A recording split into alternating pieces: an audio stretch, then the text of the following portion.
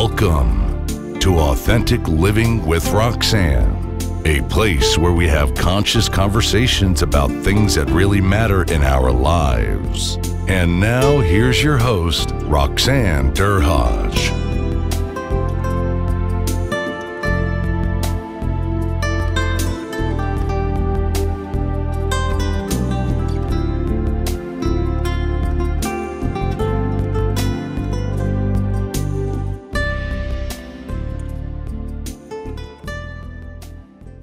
Hi everyone, it's Roxanne Derhaj of Authentic Living with Roxanne.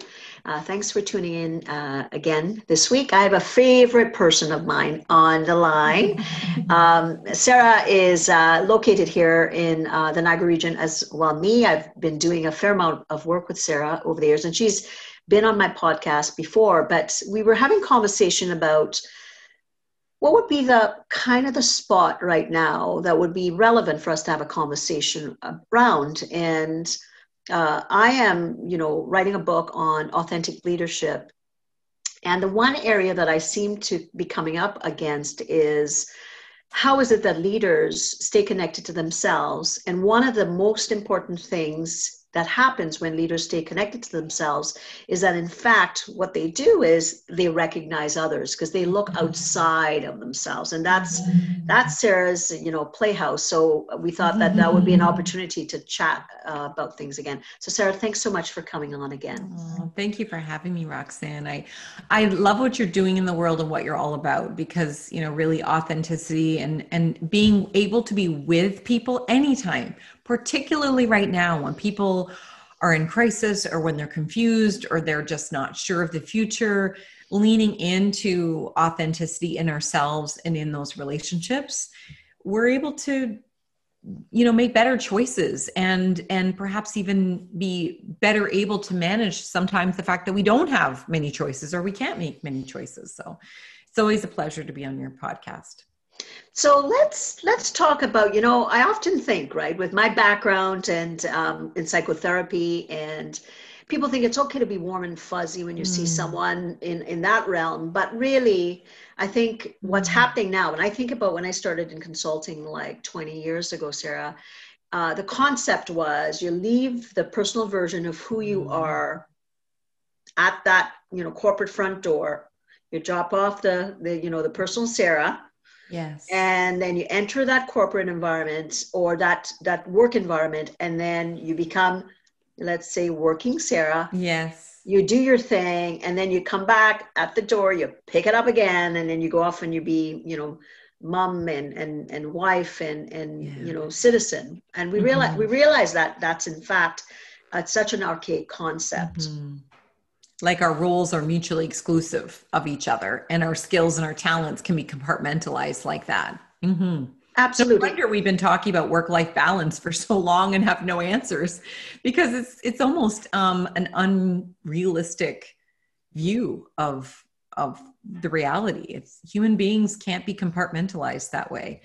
And when we over compartmentalize, and I'm sure you see this in your practice, when we overly compartmentalize and we define our identity through our roles and those external markers, as you were just referring to, that's when we often minimize the greatness in ourselves and others, and we fail to see it and acknowledge it, particularly in times like this where our identity and the yardstick of what success and resiliency and coping looks like, it can be different not only one day to the next, but 1 minute to the next.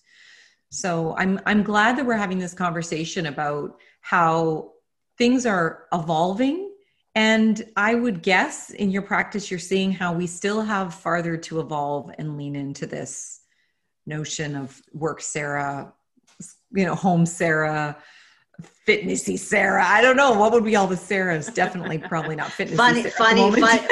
Funny Sarah. Funny Sarah. Yeah, exactly. All the labels, really. I mean, that's kind of what we're talking about is trying on all the labels as if we can't be all of those things in different proportions, and how that's really a healthy thing. We get our best from people.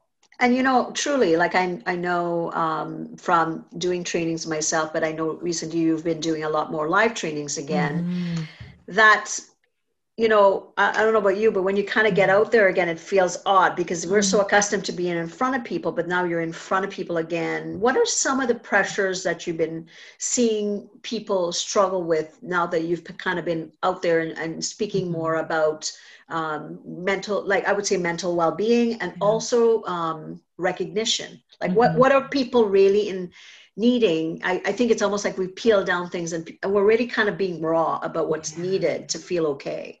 Yeah. Well, certainly the essential services organizations that have realized that we cannot put off this appreciation event or this celebration event. That is often the reason why I'm brought in to work with essential service now. I work with all kinds of folks, corporate leaders, and help them redefine their people plan, and more, women's events and inspirational sorts of pieces as well. But what I'm doing right now physically with people, granted, all of them are masked, physically distanced, there's a lot of hoops to jump through. However, we're all jumping through the hoops to make it work because people are raw, because individuals who are so passionate, who are doing the best they possibly can, and frankly, probably don't see themselves as doing the best they can, even when we're not in the middle of a global health crisis. And working flat out, it's about an opportunity to just ground ourselves in what really matters. And so recognition, being able to appreciate ourselves first, and being able to see the greatness all around us and take a moment to take stock in why aren't things worse? How have we been able to draw on reserves that we never knew that we had? What do we need to bring forward to be able to keep going on this marathon? Anyone who's ever done a marathon knows it's the point where you feel so much pain, you hit a wall. That's the defining moment as to if you're going to finish the marathon or not. And you can train for it and you can get into the mental game for it. But when you hit that wall, you have a couple of choices.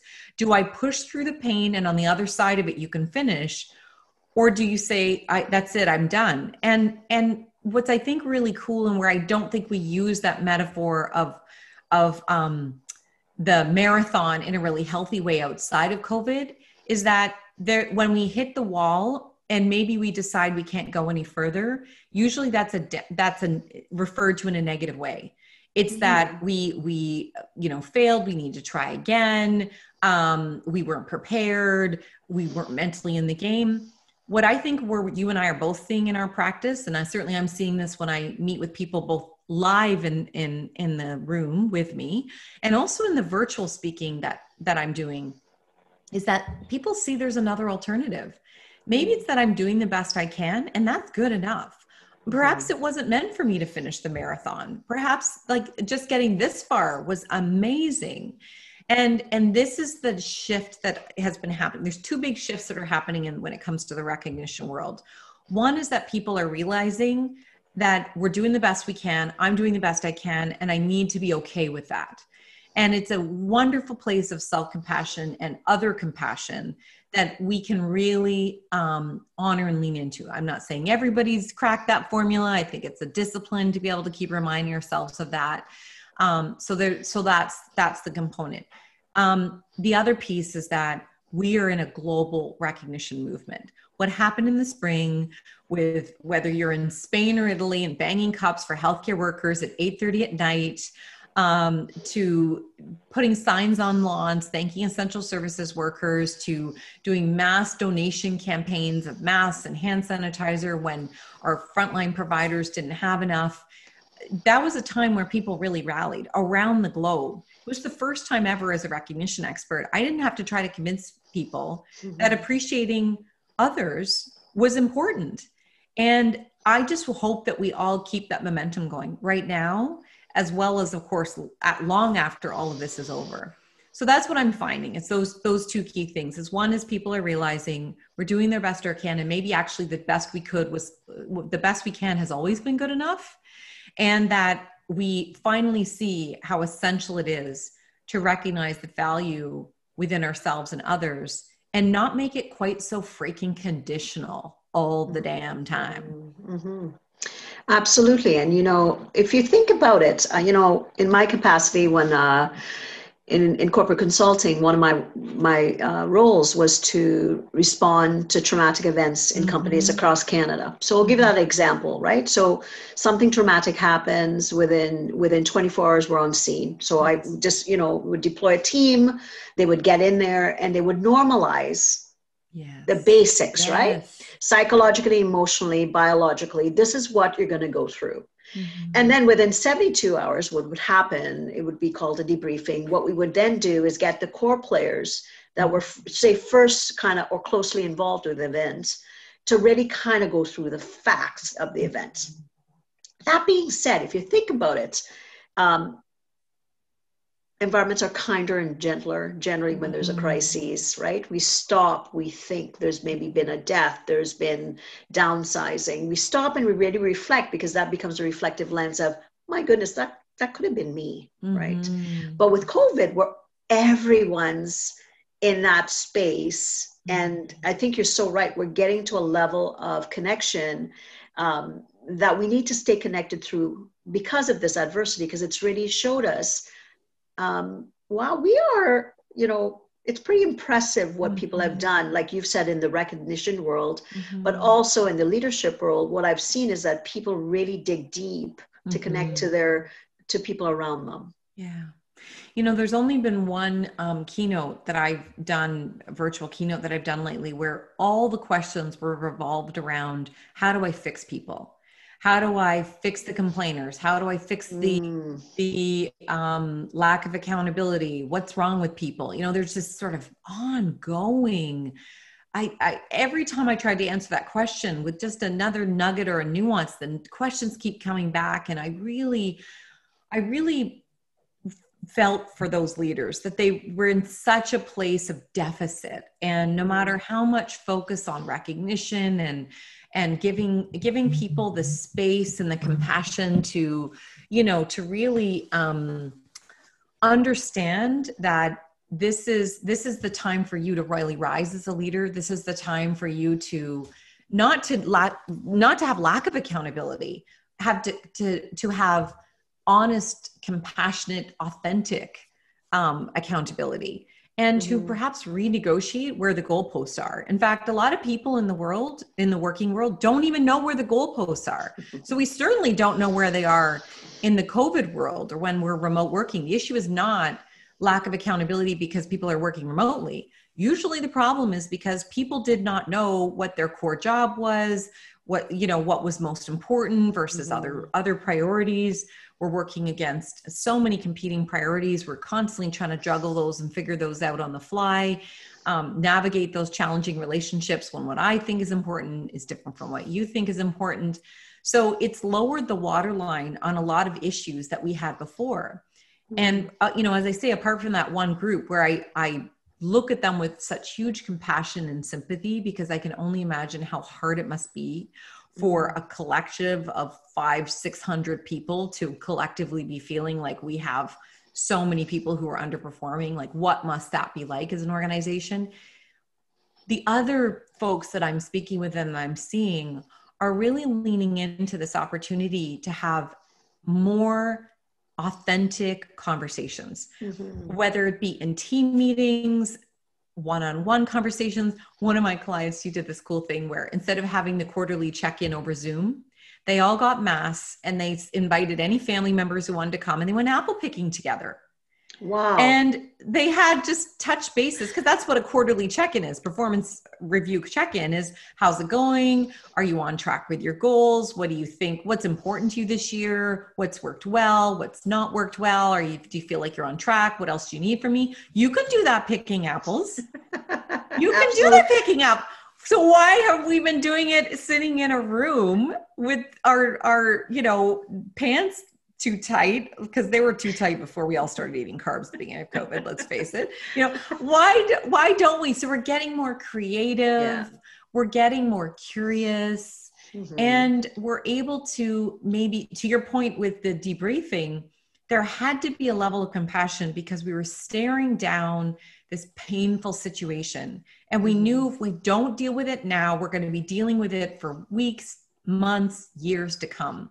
And like you, I've worked with teams where there's been unresolved stuff that has just, I mean, I've done historical scans with teams where we had to go back 35 years to the most tenured person in the room that's a long time to carry baggage. Like that's somebody who's got a lot of baggage to check.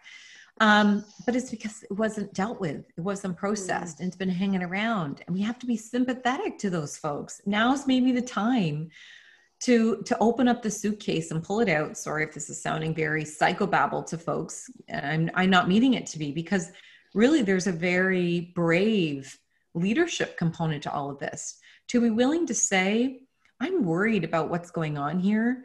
Are you okay? That takes huge vulnerability, because probably one of the things leaders are going to hear is, actually, there's something that's not working.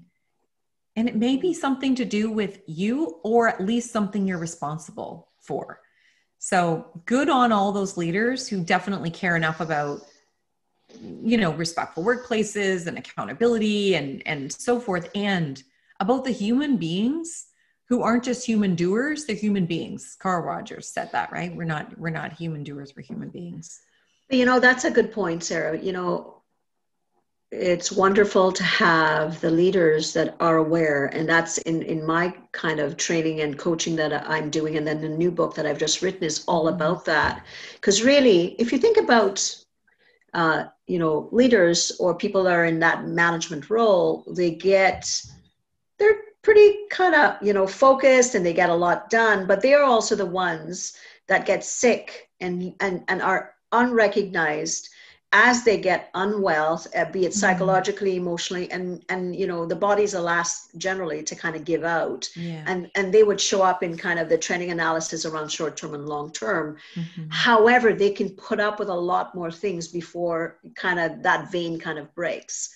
So what do you suggest for the ones that are not seeing the things that some of, you talked about some of the leaders being so aware, some of the other leaders that are complaining, like, how do I get more out of them, or how do I cut off the complainers? What kind of suggestions would you have for leaders like that?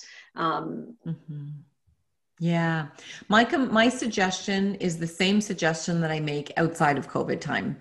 A complaint is a poorly worded request. Your biggest complainers are telling you they need something and they are not getting it. So if you have somebody saying, every time we start a new project, we don't have the tools we need, maybe they could be your resource to say, okay, great. What do we need when we look at the successful projects? What has been in place?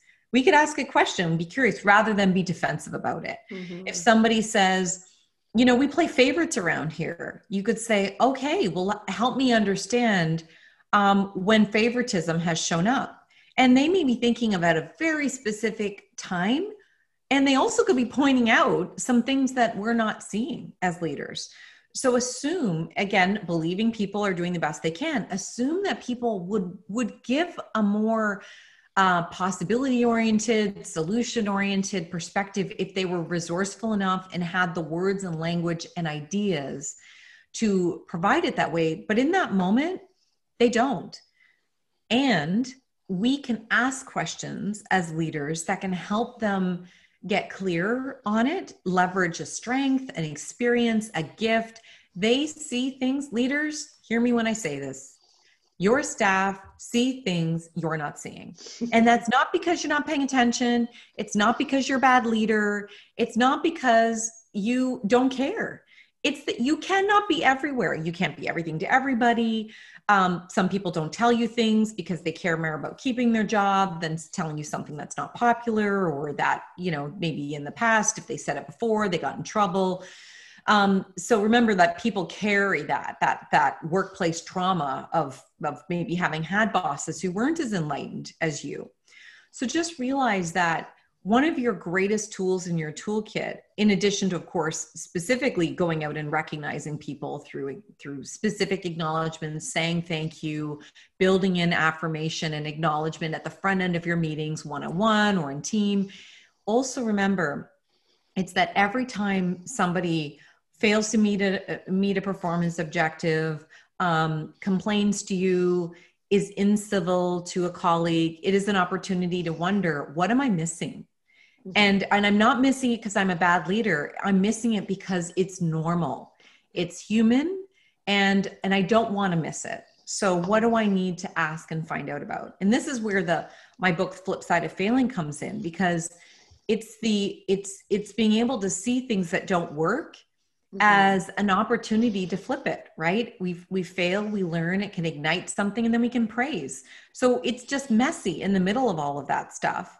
However, if I take this complainer and this negativity and I sit there with them in that negative space, you're a problem, you need to be, performance managed, you don't belong in this department. I could also see maybe there's some disconnect here. This is not, by the way, as a side note, this is not a call to all leaders to not hold people accountable. It's actually the opposite. When you lean in and you ask people what solutions they have, what ideas they have, what would be different if that problem didn't exist? What would it look like?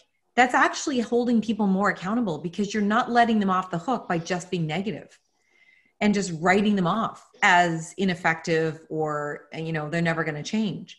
You are actually being more accountable by being curious about the negativity and what suggestions they would have. And being collaborative as well, right? Because oftentimes when you talk about those quarterly performance evaluation times, it's one way sometimes. Yes. And when you invite collaboration and you say, how can I help you? Like, these are the things that we're seeing. What skills do you think you need help with? What do you need different from me as your leader? Right. Yes. And what things do I do well? Okay, that's fine. We can park those, but I'm more interested in this area. What could you pivot? What could I pivot based on what your needs are to make it more specific? That way there's buy-in on both ends versus it being the one-way kind of street. And then, to your point, then accountability comes at the end of that, because I sat across from you. We had this chat, we uncovered every little pebble and rock, and we talked about a solution. And then if there's not follow through at that point, there's an accountability factor there. And it makes me think about one of the supposed lowest performers that was through a redeployment. She was going to be joining my team. I had a vacancy on the team, and the other team had a surplus, and so the leader got a chance to decide who was going to be redeployed to my team. And so perhaps not surprisingly, she picked the person that was apparently the quote poor performer.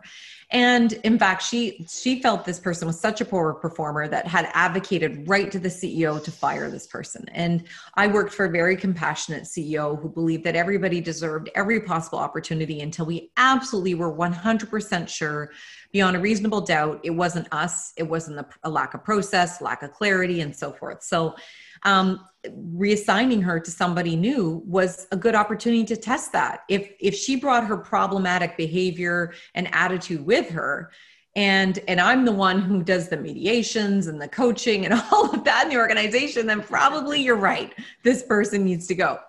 And I was given 3 months. I was told, you don't even have to provide an explanation. We will sever her off if you also are finding the same things. So we had a meeting. I can remember it like it was yesterday in HR. This was 8 years ago. And the human resources professional and the outgoing leader and I sat down, and I was told under no uncertain terms that this was not going to work. And good luck to me. And the person handing her off to me was very, she was nice. It wasn't that she was being malicious. She just really did not have any belief that this was going to work. And so she left, the staff member came in, and I said, I'm really looking forward to working with you.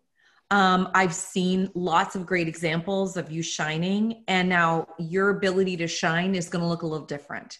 Mm-hmm. And you may also be wondering, am I actually going to be able to shine? You've not asked to be reassigned to my department.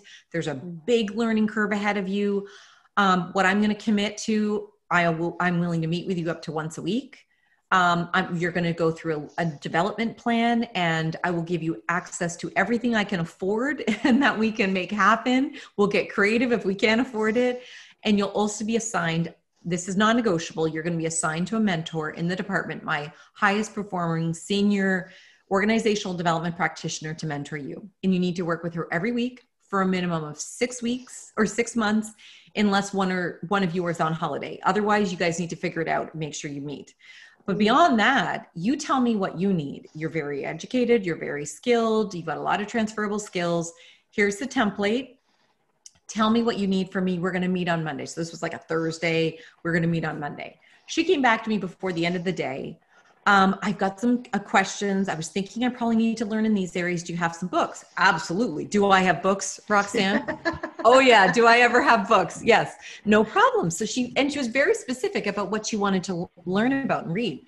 I gave her some books. She came back to me the next day. I've already read these books. Do you have anything else about this? I'm thinking, oh my gosh. I mean, she's a faster reader than I am. She's got young kids at home, just like I did. This is how passionate she is. Well, by the time we meet on Monday morning, she's also read those books over the weekend. She has created the most robust development plan I had ever seen up to that point in my career. And she was so enthusiastic. The person who came into the office in HR was a completely different person than the individual that I saw coming into my office with the completed development plan. She said, I've never been so excited to go on a learning journey since maybe my master's degree. She ended up being one of my best performers that has ever worked for me. And now she is the global head of organizational development for a multinational healthcare organization. She is still in this field, the one that she didn't even pick. So I share with you that story because it's all about how you choose to see people. Do you choose to see people that there's greatness that's hiding underneath layers of expectations and judgments and disbelief and roadblocks and system barriers and I don't know, what else might be the roadblocks to people's greatness, Roxanne, that hasn't been included in that list? What else have you seen? Well, just that maybe that person may have had difficulties and you're not looking at potentially what are some blocks that could have been existing with the lack of appropriate resource to help them along. Yeah. Yes. You know? And and it's funny because my experience initially, I'm almost afraid to admit as a recognition expert that for years, my story in my head afterwards was that leader that she left for her to come to me was a quote, poor leader. I mean, and I don't think I wrote her off completely. I know I didn't write her off completely, but I thought maybe she's not a very effective people leader. And I've gotten to this point, it's years later. However, I realized that leader was doing the best she could too. I had different experiences and skill sets and belief systems, and it was easier for me to do the best I could for her. And maybe I wouldn't have done the best I could for somebody else in her department that she did a really good job of leading. So I think this is a time where we can all agree that we're having to stretch beyond our comfort zone in how we have to lead people. And if that means that we have to stretch outside of our comfort zone, that means we need to stretch and help and ask for help. A lot of us leaders don't believe that it's okay to ask for help. It's not just a sign of weakness, but also that we're the ones expected to have all the answers. In fact, we may be told and reinforced directly or subliminally through traditions and unspoken rules and norms and so forth, that in fact we are supposed to have all the answers. We are supposed to fix everything and be the cleanup crew. What if we just said, I don't know? I'm sure we've all worked for somebody. I know I've worked. Some of my favorite bosses are ones that say, well, I don't know how to solve that. I don't know what it must be like for that person. I'm wondering what we could do about this because I'm completely confused. It makes no sense that we're having this problem still, despite everything that we're doing. What else do we need to know? I respect those folks and I remember them so much more so than the leaders who have to, on the outside, have it all figured out. And those are often the leaders that are quite disconnected because they're not saying, well, so showing a certain amount of vulnerability is so core. But I think what a lot of kind of the autocratic traditional leaders, and the way they had gone through their training was the perception that I have to have the answers. Yes. And what we're recognizing now with everything out there on authentic leadership and leading from the heart is, in fact, that vulnerability does not mean that you cannot still lead. Mm-hmm. It, in fact, is a vein in to say, I don't have the answers, but you see from a different perspective. Yeah. Why don't we kind of look at it from everybody's angles, and we might be able to figure it out, but I don't have the answers right now. That creates a space of connection that allows you to be able to say, that she is so relatable. Wow. I'm impressed that they could be so open with me. Yeah. And that creates that I call it an emotional muscle. Mm-hmm. For people to say, wow, this is impressive. If that person could do that as my CEO or my senior VP or EVP, I can do that within my role, mm-hmm. within my team, because mm-hmm. I now see it being modeled right in front of me. Mm-hmm. And then I kind of try to think, what could I be better at? What do I struggle with? And I can fall down, I can get back up, I can dust off my knees, and then I can say, I'm going to try something different, mm-hmm. right? Yeah. And when we share some of the most interesting trends that I've been seeing is some of those very seasoned senior folks talking about their own struggles during this time and talking about other times in their career where they went through a really difficult situation and they didn't ask for help, and how they're encouraging people to reach out and ask for help right now.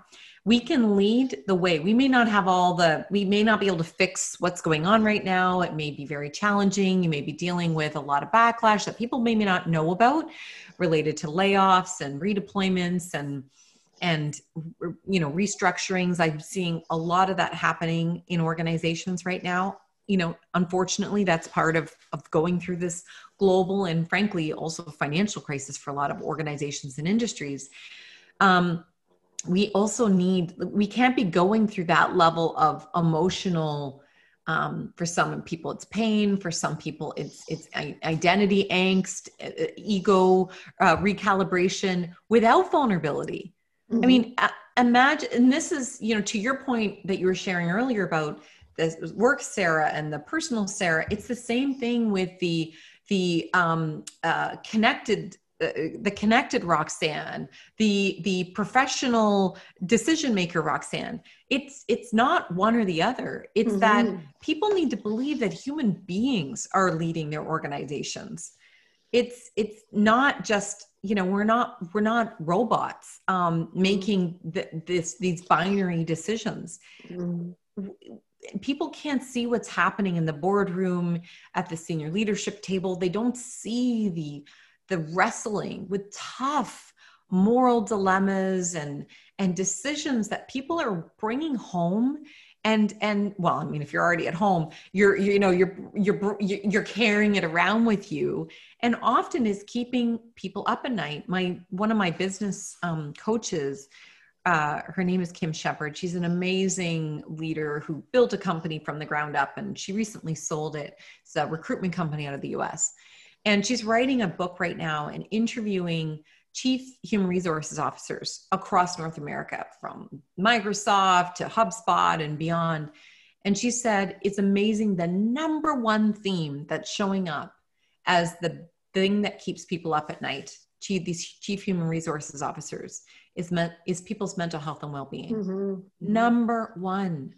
So how could we know that and not share with people, I get this. And by the way, I'm seeing it. I'm seeing it in my family, or I'm seeing it in my friends, or I've gone through a journey like this before, or, if you need, it's not just like, here's the AP, if you need help, here's the AP, this kind of very like procedural, tactical sort of approach. It's more like, I have had 10 conversations in the last week with people who are really struggling. Mm-hmm. If that's you, and we even haven't had a talk, please don't think it's only you. Like that, even if it's that layer, I mean, that's not even super vulnerable. She or he has not bared his or her soul.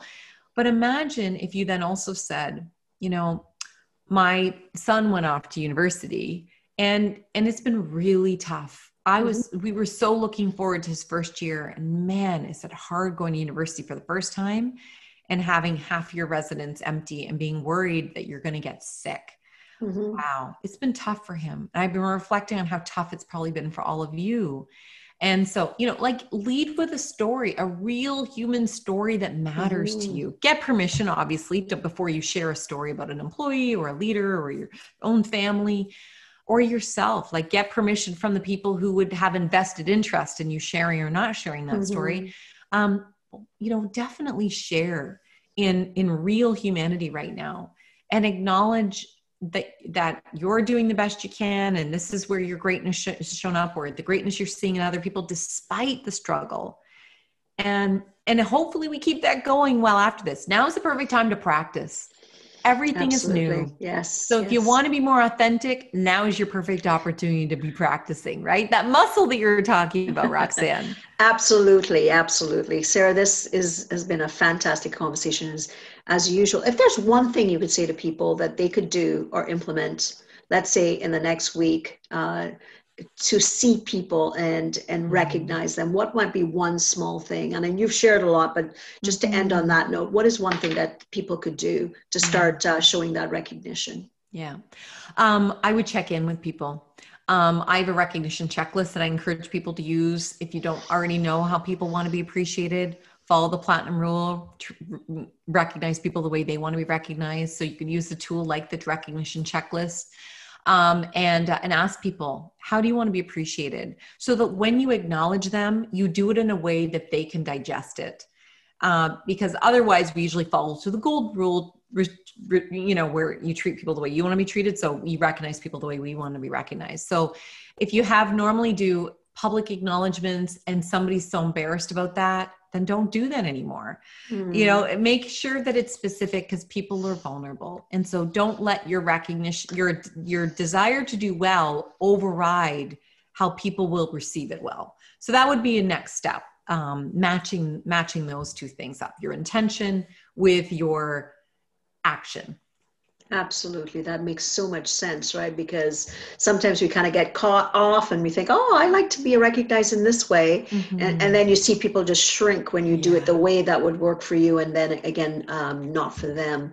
So Sarah, I want you to mention Rockstar, because I think it's an important time for people to know about that book, and where they can get a hold of you. Obviously, everything will be in the show notes, but if there's just a couple words about Rockstar, and then we'll let you along your way. Yeah. So Rockstar is the book that I wrote during COVID at the very start of it. I've come from healthcare, so I have huge love, and my heart's been going out to my healthcare community and industry. I work with many different industries now, but sort of a first love. You always remember your first love. And Rockstar is really, it's a book for them and all other essential services professionals. Rockstar stands for Recognize, Organize, Communicate, and Kindness, which gives you star results, satisfaction, teamwork, a sense of achievement, and retention. So it's all about how do you manage your way through challenging times by always being able to magnify people's greatness by treating them like the rock stars that they are. Awesome. Well, yet again, what an amazing conversation. And what am I taking away? I'm taking away that we need to get back, like to Sarah's point, this should not stop when we're outside of this time, but we are giving, unfortunately, this opportunity, or fortunately through adversity, to learn things about what it takes to really connect. And I'm going to say the word heart to heart based on what I talk about. And once we, kind of connect to ourselves, be as moms or dads or community members or friends or leaders, then we really kind of have the answers within there, and we learn each time as we try something new. We know whether it works or not. So thanks so much for tuning in, and I'm Roxanne Durhodge. If you're wanting a consultation of what it takes to be more authentic as a leader, please connect with me at roxannedurhodge.com. Thanks for tuning in to Authentic Living with Roxanne, creating the space for positive, healthy change. Roxanne is a keynote speaker, psychotherapist, and coach. To work with Roxanne, visit roxannedurhodge.com/blueprint. We'll see you next time on Authentic Living with Roxanne.